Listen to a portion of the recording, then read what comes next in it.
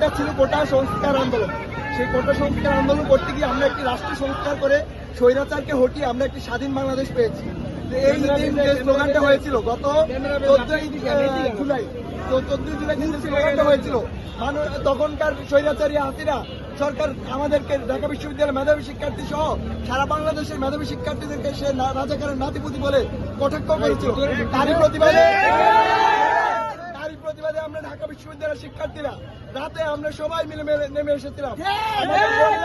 হলের তালা ভেঙে হল থেকে বেরিয়ে এসেছিল। সেদিন আমরা দীপ্ত কণ্ঠে স্লোগান দিয়েছিলাম, তুমি কে আমি কে।